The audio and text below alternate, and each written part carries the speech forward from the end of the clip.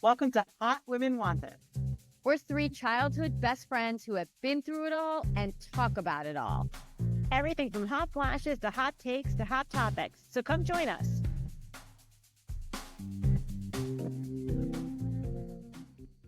Hi, Hotties. Welcome to Hot Women Wanted podcast. If you are new to the pod, we really are three lifelong best friends who like to obsess over everything from hot flashes to hot takes to hot topics and reality TV.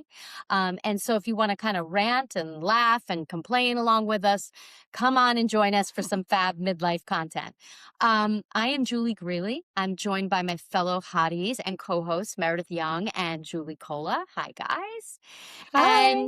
And as our regular listeners know, we sometimes are very focused on midlife heavy issues and things in that vein. And other times we're very heavy on the reality TV and what's going on. Today, we are midlife focused, but we are really coming at it, I think, from a really great different, unique angle and something that I am so excited for. So we have a very special guest today with us, Janet Rae Orth. Hi, Janet. Hi, Janet. it's nice to be here. I'm excited to talk to you guys. Us too. So I want to give you the proper introduction. I'm actually going to read it so I don't get it wrong. So for our listeners, Janet is an intuitive, spiritual coach and energy healer with over 30 years of helping people cut through the noise of life to find clarity, healing, and soul level direction. Personally, that speaks to me. I think these are things that all women in midlife could really use. I know that I could use. So we are thrilled. Let's start chatting. Before we hopped on, we were even talking about some of the things that are going on right now with Mercury being in retrograde, and we were having a little bit of a tech issue. We were talking about the eclipse. So I think I want to start just so our listeners can get a little bit of background about you. Midlife, I think, is a time of a lot of change and pivoting. We've pivoted into podcasting, which is not something we ever thought we'd be doing. Mercury is definitely a retrograde. You had like the most interesting pivot, I think. I would love you to share your background and your story and how you got into this line of work.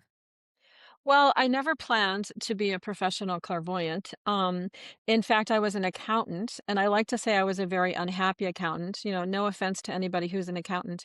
But I liked being an accountant in the sense that as a sensitive person, hiding in numbers was almost like hiding in a book, which I love books.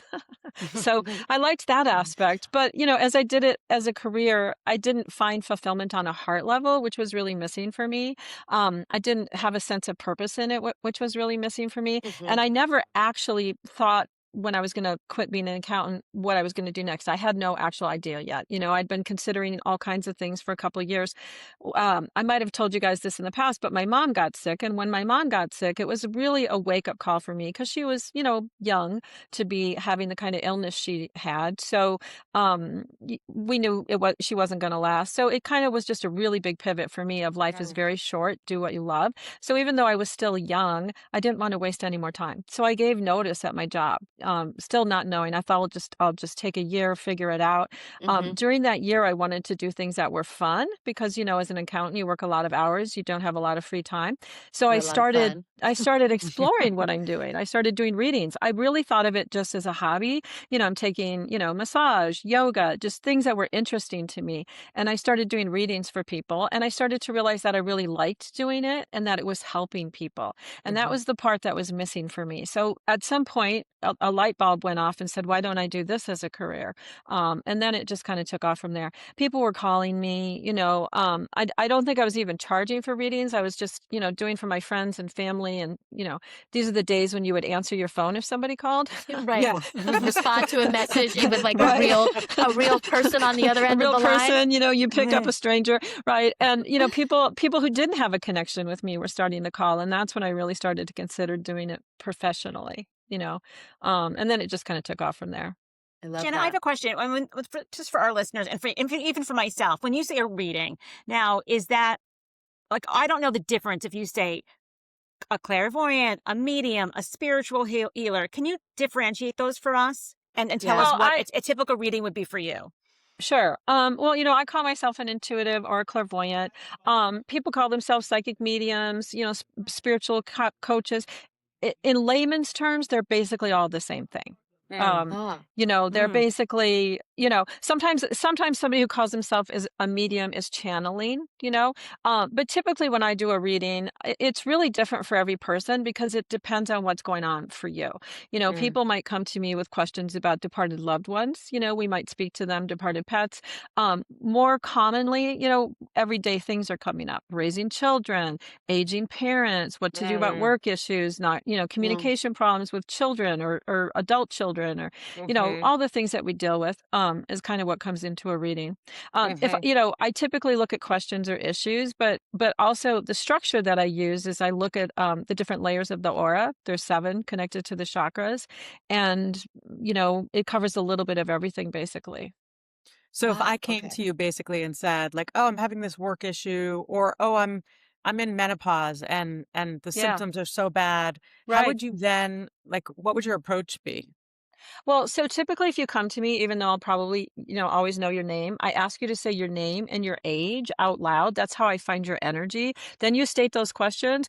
Typically, I have my eyes closed because I'm using what some cultures call the third eye. So basically, I'm just going inward. I've turned off my processing mind, if you will, and I'm just tuned Uh, into your space, your energy, and then whatever I see there. And that's why I also call myself clairvoyant. Clairvoyance is a French word. It means clear seeing. Okay. And I and do think it that's oh, sorry, Julie. I Go was ahead, going to say Jules. No, go as ahead. women in midlife, it is a transitional time in your life and you kind of do Mhm. feel a little lost. Some people, your Right. jobs are over or you're looking for a new career. We just started this podcast a year ago. We've been talking Right. about it for years, but we decided last year to sort of bite the bullet, but we had no idea what we were doing. And that was scary. And I think that for some reason, I don't think midlife really, when you say midlife, it really, I associate that with women, right? Because our bodies do change, Right. mentally, physically, we do go through so many changes. And I Mhm. do think going to a spiritual healer or like listening to your intuition to guide you, because you do feel lost at times in midlife. I think it's very troubling for women. You feel lost. What Yeah, do your I do now? identity has totally shifted because, you spend all these years, I'll call them formative years, where you're raising kids. Your kids are young, they're in school, they're in middle school, they're in high school. You're getting them hopefully launched in whatever way that looks like for them. You're working, or you're working in the home, or you're focused on your marriage. And it's like suddenly you're the same person, but you're not, and it's Right. how do you Right. find that, whatever that is, that chapter 2? So how is it teaching people how to listen and kind of turn off some of the distractions and the noise? Well, it is distraction and noise. And that's the first thing is I kind of think of midlife as a point where most women hit what I call their, superwoman stride. I mean, we're always doing a lot, but it really gets magnified because now usually children are still involved if we're parents, but also aging parents. Careers Hmm. are usually at a Mhm. point where they're very demanding, right? So we have Hmm. a lot on our plate, and all of that stuff does become noise, right? But intuition is always there. The thing I find so interesting about intuition is people think it's something they have to develop, and I do talk about developing intuition, or they think it's something that they have to grow or discover when in fact it's already there. Hmm. It's really just quieting the noise, being quiet. How you might find that space might be different than how I might find that space. Uh, Everybody kind of has to find the way. So, I walk my dogs 45 minutes. I'm in bliss. I'm in heaven. Some people go jogging. Some people go to the gym. Some people Hmm. journal or meditate. Yes, I do that too. But sometimes it's really hard to sit down and meditate. And you probably have all noticed that if you tried when you're really, really busy, to Hmm. go from like 100 miles an hour to silence and quiet is almost too abrupt. So, but whatever it takes to kind of quiet the noise and quiet the voices. One of the things that I talk about is I ask people to make a list of what are the voices in your head, because when you can start to sort out, oh, that's my mom. And it's not like we hear her. It's not like she maybe even knows what we're doing, or maybe she's not even live. We might not be talking to her, but you still hear her voice. You still know what she would say if you said, oh, I have this problem, right? So we Mm. have to clear that out. We have bosses, we have expectations, from them. We have neighbors, we have other parents. Everybody has energy in our space. So we've really got to quiet that stuff down. And a lot of times, if you just name it, you can move it out of your space. And then you can get to what's mine. And, intuition can be both somatic, like a feeling sense. Like, Mhm. honestly, if you were hiring a new person to clean your house, if you interviewed 3 people, if you start to pay attention, you might hold your breath with one of them. It'll be Mhm. very subtle. It's almost like a micro shift, but you might tighten up, hold your breath, be smiling, be listening. Maybe you think you like them, but something in your body is going no. Like that's a Yeah. form of intuition. Mhm. Sometimes it's just a knowingness that drops in, like an answer, or you hear a song that's telling you the feeling you were thinking, Mhm. things like that. We get signs, but really you have to be paying attention because these things are always there. Oftentimes we're just not registering them. We miss it. Mhm. So Does I'm that make somebody sense? who I'm somebody who yeah. actually I live my whole life truly on intuition and kind of impulse. Yeah. And so I found this fascinating because I don't make a lot of like thoughtful decisions. I make a lot of gut decisions. It's true. I get you. Yeah. And they always turn out to be I make them right, but Yeah. who knows if I but the question I have is especially I'm an anxious person too. I'm pretty Yeah. anxious and the world we live in makes me even more anxious to be honest. And so I have a hard time differentiating now in moments, not like gut moments, because gut, I can always feel my gut, always. And I wonder if you guys can too. But what I can't do is I can't differentiate between in louder moments, what's my anxiety and what's my intuition. Like Yes. That's it feels like such my an important anxiety. question. Yeah, my anxiety sometimes would tell me to stay in my apartment all the time because it's Sure. really dangerous out there.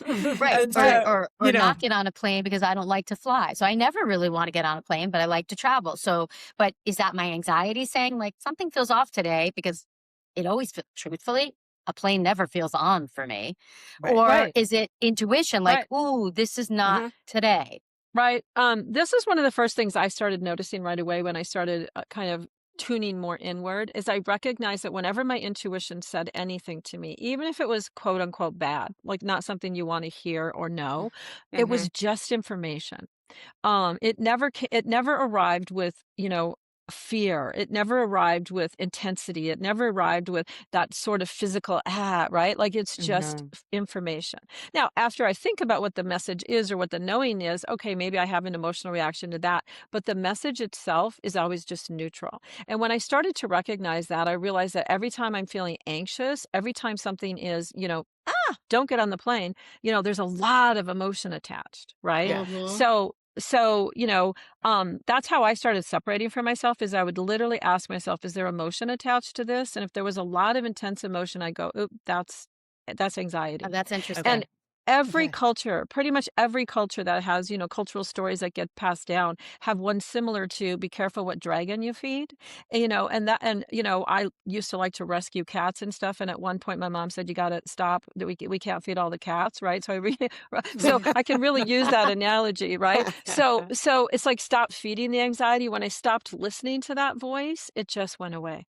It's not like I Mm. don't have problems or, issues or I have everything everybody has in life, but I can certainly tell you that since I've learned to distinguish between those two, I am never anxious anymore.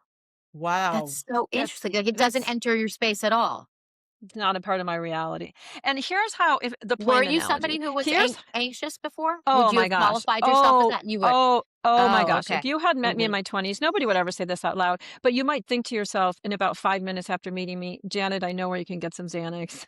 I was very anxious. That's me. And That's again, me. it's because I was feeling everybody's everything, right? You walk into a room. We've all had experiences where you walk into a room and maybe a couple has just been fighting, but they turn around smiling, right? And we're like, that's a disconnect. I feel this. They're smiling. Okay, be in a crowd of people, be at a mall, be at a party when you're getting a lot of different messages, that's very overwhelming. That creates a lot of anxiety right there. Mhm. It's Mhm. so interesting. So Yeah, it that's Very. a is really interesting. interesting tool, and to try to get to that quiet space so that the information can just Yeah. come. So let me tell you how it might happen in my life. And I like to make clear that intuition isn't just for bad things like, what don't get on the Sure. plane, right? I mean, it can be for what food to eat, what's good for your body, or, do you need rest today or should you have movement? It can be everyday things, okay? But just kind of staying with the plane analogy, because I think that's something we can all kind of relate to. Here's how I would expect that might look in my life if I had a feeling I shouldn't get on the plane. I think I'd just be canceling the reservation like 3 or 4 days, if I got that far, like depending on how far in advance. I'd just be like, this doesn't feel right. I don't want to go. And it could be someplace wonderful that I've wanted to go all my life. Like logic would be going, why would you cancel that? You're finally going to Iceland. But I would just have a real calm, no, I'm not going to go. Do you see what I'm saying? Yeah. Like that's how it would manifest for me. Now, of Okay. course, if I didn't feel responsible for everybody else who's going to get on the plane, Right. right? If it was just me in the universe, like that's how I would relate to it. I just wouldn't feel like going, And I Yeah. have but a, it would be and neutral. I have a question for you. Okay. And then we're always told like conquer your fears, like conquer them. So how do we differentiate between following your intuition and not getting on the plane, or conquering my fear and getting on the plane? How do we differentiate? I love that you asked that question, because that is actually something that gets phrased to me in a similar way a lot in reading. So I'll give you an example. I had one client who called me for a reading. She's known me for years. And her doctor suggested a surgery that is not urgent and it's more precautionary. Like if she never gets it, it's not going to be end of the world, but it might be a good thing if you do this. So they went ahead and scheduled it, but she didn't feel like doing it at all. And she wanted to cancel it. And now she's a little bit older than all of us. And as you know, when you get older, maybe going under anesthesia is not always such a great thing. So she was wondering, am I just afraid? Right? Or should I cancel? And she was really neutral, kind of like I said, like she would even said to me, I want to do the surgery. I just don't feel like this is the right time for me to do it. And she would, oh, my grandkids are doing this and that. It didn't even have a lot of recovery time. And I looked at it and I was like, I really think you need to listen to how you feel. And I always say to people that anything I say when I'm in a reading isn't random, even when I think I'm being random. So my next comment was, it could be as simple as your surgeon doesn't wash his hands that day as well as he should. And maybe it affects your, recovery time because you get a little infection or something. And every other time that you might reschedule, he's washed his hands. And she goes, that's really interesting because, like all of us would do, she searched his background. There was like one minor hand slap for not washing his hands. Oh, Right. wow. And so again, it wasn't this dramatic fear, but it was just like I want to do it. I don't disagree with the surgery, but am I afraid of going under because I'm older? Should I just schedule it and do it? And, I was like, I think you should listen to yourself. And I could tell you a million stories like this. Right. So, again, each situation you have to look at it and go, am I really afraid of something? Because honestly, by this age, most of us can power through any fear we have. We know how to do Right. it. We might We have not the like tools. doing it, but we know how to do it and we've done it. And so I Maybe don't with really some heavy Xanax, I can do it. well, it depends what the it is, right? But I always think it's very important to listen to our intuition. There's a reason.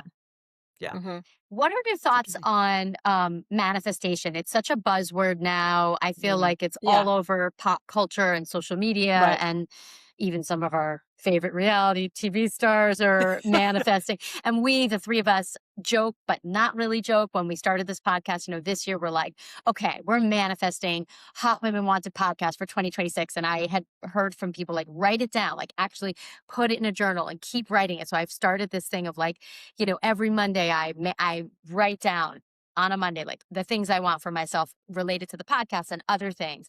But is it, I don't mean to make it sound trite or so simple, but is it as simple as that? It's like you spend some quiet time yourself. You're like, I am identifying the things I want to have happen in this next calendar year. They are emotional. They are family related. I think it's very important. I think it's very important. I mean, we could do a whole podcast on manifesting alone. In fact, I do a whole immersion once a year on manifesting. But some of the key things that are very important is kind of what you started with. You have to have clarity. You have to have clarity on what you want, and not every detail matters. But let's say we were were single and we wanted to meet somebody new, maybe we don't care about what color hair or what color eyes they have, but we might care that they live in our city, right? We might not. Some of us might be willing to move. So details do matter, right? Like you don't want to suddenly meet somebody who's so perfect, everything on your list, but he lives in another country or on the other side of the Right. world. Right. So details, if you were looking for a new job, again, do you want to move your family or do you want it to be in the city that you're in? So details and clarity really matter.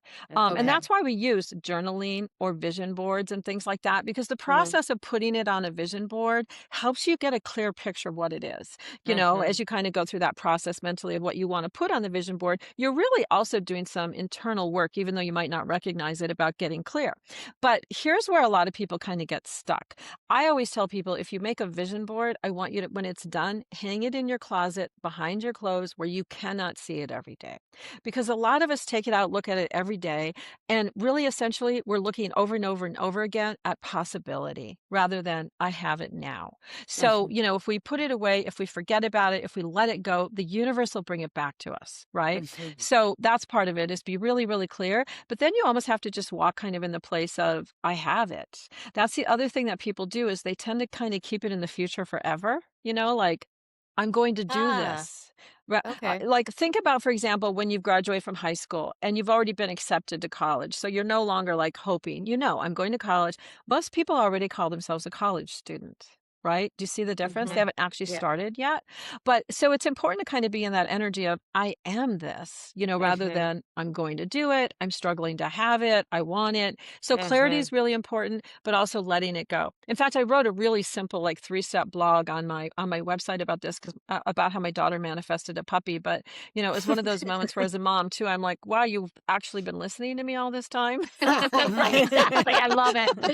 It's so true. I love it. It's Right? like, oh, something But is sinking in there. it was really simple, to kind of see the steps that she went through and how she got the puppy that she wanted.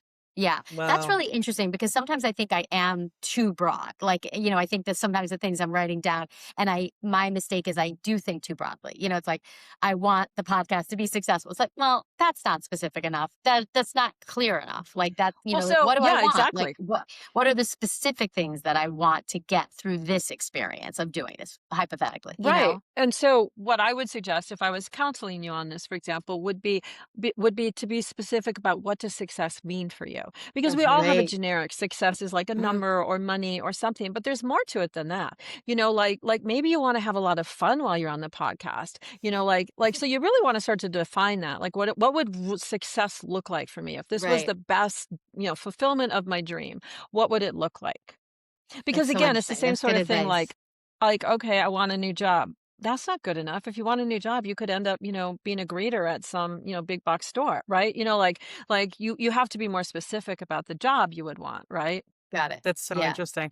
that's so Years interesting. ago, I had I lived in New York for almost all of my life, well, all of my life until I moved to Texas, and I raised my kids. I hadn't worked, and when I moved to Austin, I had to work. Like times were different, and I had to work. And a friend of mine got me a job as like the what was a office assistant, like at the You were the front. office coordinator. I Yeah. was, and I was like, and you know what? I did it with all my might, like I do everything. And I remember one day, and I was kind of invisible to everybody, right, as the office assistant. And I remember one day, like a VP was talking to the head of a foundation, and they were standing there talking, and I looked at them, and I really thought, like, that's me. Like, that is me. I am not this person. I am that person. And it took me, but the part I think we're leaving out is, it took me a ton of hard work, a ton of hard work, a ton of learning, a ton of grit, a ton of sometimes not knowing and failing and getting back up, but just remembering that's what I want and going for it, and getting there, And so, I think the part though is, like, at least for me, that was a ton of hard work. It didn't come to Okay. me. I So went I for get it. it. No, I get it. Yeah. And that's why, like, I do an immersion on this, because that is the deeper part. Is sometimes we have things that are blocking us. Sometimes it's not as simple as, I'm just going to be X, Y, and Z tomorrow and it's going to be magic, right? Like sometimes we don't believe we can do it. We don't believe we can have it. We Mhm. believe we have to go into a lot of effort to have it, and a lot of us are programmed, actually, that in order to manifest, we have to have we have to have effort, in fact, like there used to be a cliche, like, no hard work, if you don't work hard, you don't get something, right? Well, Right. what's really interesting to me, because I'm always observing energy patterns, is do you remember when iPhones first came out and everybody started creating apps? And do you remember how many teenagers created an app that made them like $1 million? Right. And I looked at that energetically and I was like, wow, they are not programmed culturally, socially, family values, etc., that they have to work hard. They just believe, do something amazing, make a lot of money. And, the younger generation continues kind of to manifest that. Now the rest of us are kind of catching up a little bit more and seeing how easily, but again, like it goes to the programming in your space or the beliefs, that I call like limiting beliefs. You kind of have to access those and really clear them out. Because if there's something in your inner that doesn't believe you can have it, you got to move that out of the way so you believe you can have it. Yeah. And how do you move that out of the way? So Yeah, when how do I you do clear that it, energy? when I teach somebody how to do it, I actually have some meditative tools where we just release the energy, where we just really let it go. First, of course, you have to identify it, but then we just really let it go down a grounding cord, for example. But usually, if you can name it, usually if you are clear about it, you can let it go.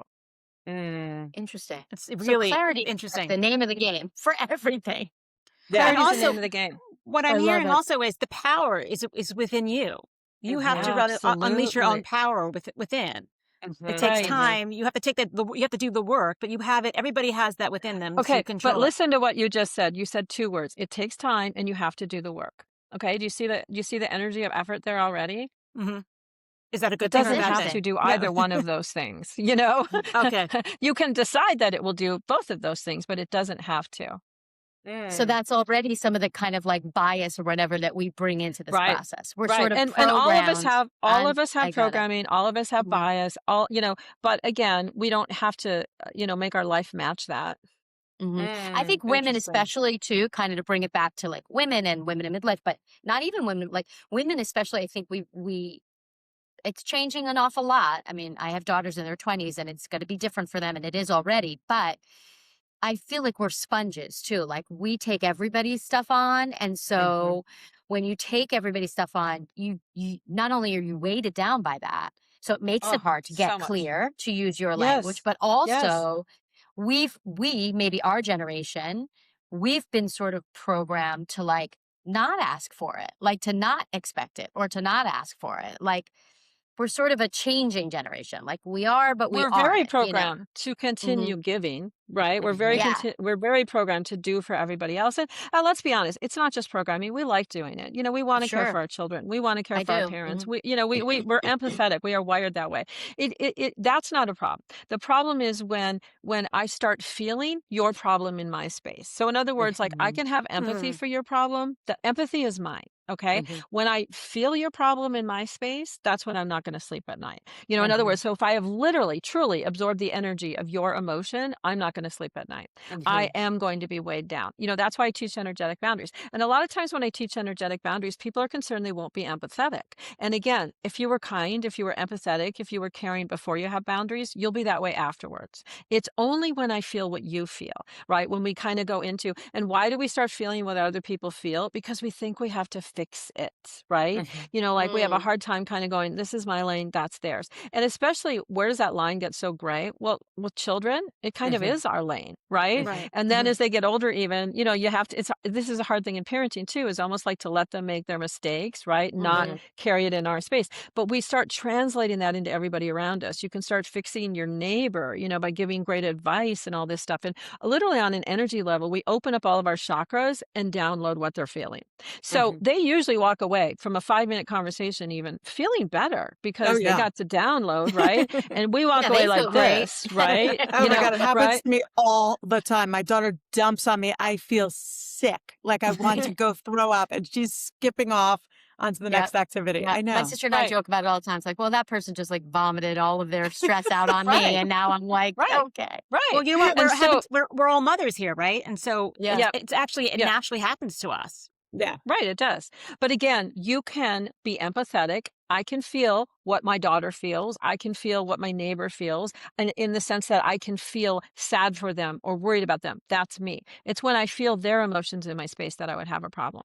So let me give you an example. Think of the average 6-year-old who's been out on a playground and they lost their pencil, or well, they're in the classroom. Maybe they never went out and played. They lost their favorite pencil. Santa gave it to them. They're crying. They want to find it. In comes every other kid, from recess, laughing, having a blast, and they have total empathy for the man who or the little boy who lost his pencil, right? Like they're going to help him find it. You get that they have total empathy, but they're laughing while they help him look.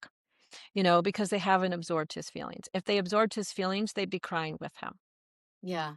Okay. I got it. Yeah, that's interesting. That is interesting. One other thing in terms of like guidance and and finding your intuition, to what extent, and maybe this is part of also what you're referring to when you talked a little bit at the beginning about readings, are we, what about people that have passed over that were, you mentioned your mom who's gone, people in your life who were, whether they're parents or bosses or mentors or not, or just friends, or, that had real emotional impact into the human that you are today. Does that enter into the work that you do with people like all the time? Are you Absolutely. constantly, so Yeah. you're a conduit for that? Like you're getting messages from people on the other Well, side, as they say, and like, absolutely. They'll show up. I see them. They'll start speaking to me. Like if I was reading you, they might be standing beside you and, they'll start speaking to me. They're always there with you. It's not like they're only there because we're doing the reading. They're always there. But sometimes we, whomever the we is, can't hear them or feel them or don't right. trust what we, sense of them saying. So yeah, I can be the conduit to share those messages. I have And a are there Janet, question. I signs? have to tell you I something. I was I was going to talk about the signs, but Mary, go ahead. Continue. Janet, I think my stepfather came through with you. And I'm not kidding. And this doesn't happen to me very often, but there's one song that was just kind of something, it was his. And I never hear it. And sometimes I play it just to feel him again, but I never hear Right. it. I never hear it. And then when I got off the phone with you in 3 different places on the same day, one was like on a commercial. All of a sudden I was like, wait, what? One was on my Right. Spotify on like a Right. mix. Right. And what Right. 3 different places, and I was like, "Oh my God, Harold is here." But it was the same day that we had our conversation, so I just wondered if there was any I connection. absolutely love that. What was the last part of that question? No, I just wanted to tell you, like, Oh, no, I think or was that's that amazing. I love that. And I think that, like I said, I think that he's always with you. I just think that it was more accessible to you, Mhm. because we had a conversation that kind of opened things up for you and maybe took a little bit of walls down, but they're always there. They're always around us. And they definitely send us signs, for Yeah. paying Yeah, attention. that's what I want to talk about. Yeah. Numbers, repeating numbers is really common. And, like it's been a joke with me now, a running joke with me, like for the past week and a half, like how many times a day can I see 111? So, I'm seeing it me, that's me. constantly, right? It's been I going on. I just think had that's this conversation with Julie. Like, I know it can only be 11:11 twice a day. I know that's true. right. And yet you're I seeing it, see it right? every I do single time. I too, see it. I 11:11. see it all the Right. time. All Right. the time. Right. Yeah. So those Okay. are That's signs. crazy that Those you are said that. Yeah. signs, right? Now, here's what's also interesting. Like I see 11:11. I never see 3:33 even on the clock. No. I never see Never. 2:22 or you know Never. what I mean? Like Right, that makes that's it even more true. clear. This is a sign, right? And so that's the first thing you want to recognize is when it's not congruent. If you were seeing 444 and 333 every time you looked at the Oh, clock, that's so right? true. But when Yeah. Yeah. something kind of stands out, that's Mhm. clearly a sign you want to pay attention. Animals Mhm. are the same way. When you see an animal that's doing something unusual, like maybe a nocturnal animal that you see kind of in the daytime, or or something that's shy, like an owl or a cardinal that you see a lot, that's a sign you want to pay attention to that. Any kind of animal can be a I see sign. red cardinals all the time in the park. It's like I'm convinced it's my dad's. I'm convinced. No, It's like I would whenever I'm actually walking believe my that. dog in the park, it's like, oh, there's a cardinal. I'm Yeah. like, okay. Yeah. No, cardinals have been associated with departed loved ones as a sign forever. Yeah. It's What can I ask you interesting. about Yeah. monarch butterflies? Because that's what I see.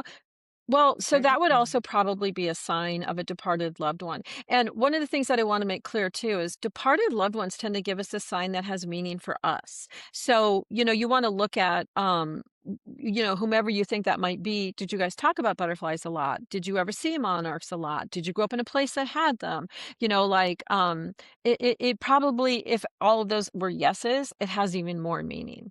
But butterflies are also a symbol of transformation, so it's interesting. You've had 111. That's a symbol of, growth, expansion, spiritual support behind you. Monarchs, transformation. They're kind of similar. Butterflies are transformation, kind of similar signs in a way too. Interesting. That's so It's- interesting. It really is. I It's love it. fascinating. Well, this has been Right? this is amazing. This has been amazing. Let's leave with like one last question. I mean, I could talk to you for hours and hours and hours, Yeah. but if you felt like this wasn't a daily part of somebody's life, if you could sort of, and I know it's hard to just boil it down to one thing, but if you had one daily practice for somebody who's a clean slate, what would you say that should be, or something that would really be impactful? I would tell them to ask for a sign. My best friend, believe it or not, I mean, she's totally into this stuff now, but, I think she related a little bit more to the part of me that used to be an accountant. Even though we've been friends forever. So, she knows what I do, but at a certain point in time when she was a little bit discouraged, her children were in high school, that's a whole thing. Her, mother is sick. I don't know.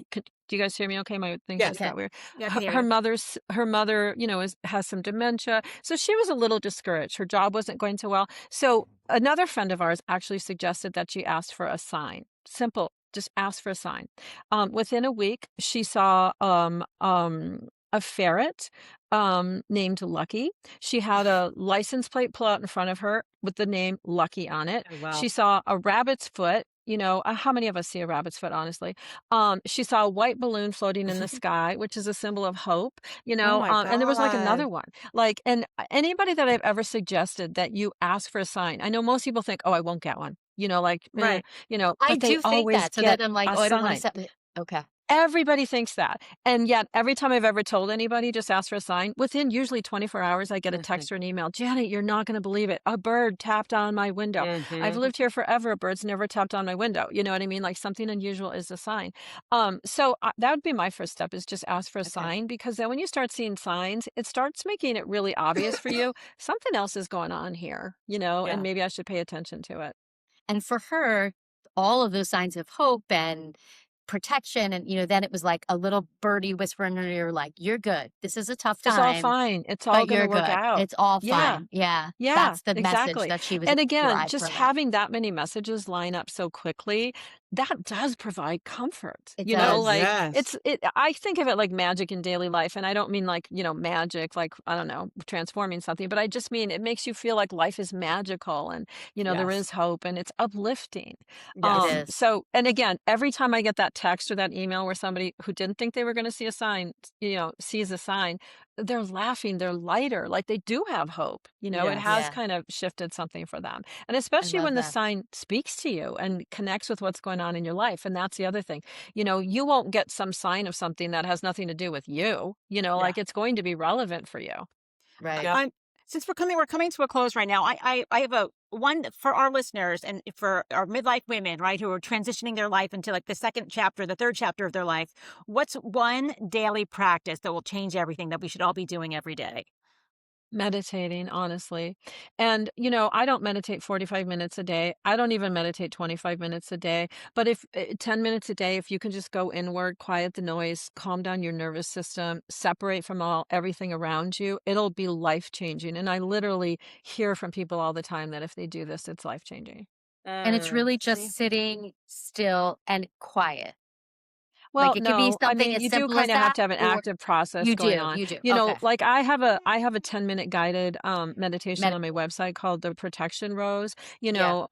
Once you kind of have a format for your meditation, you can take it and do it on your own. But even if you did sit quietly for 10 minutes and calm down your it's like taking a hot bath, right? Like calming down your nervous system, Mhm. quieting all the noise, that would make a huge difference too. That's Yeah. really good. I'm That's going to try to great do that. I'm advice. so not Me good at too. it, but I'm going to I'm try a to do it. terrible meditator, but I'm going to try Terrible. I'm not to. even good at yoga. It's like I can't even concentrate enough at yoga. I know. I can't either, but I'm gonna try that because I have I'm a gonna lot of try it. noise in my head, and I'm gonna try that daily. I'm gonna try to do it in the Yeah. morning. and Yeah. and start of my Start your day day. that way. And we can use your guided meditation from your website, Janet. That's what we'll do. Absolutely, Yeah. yeah. Yeah.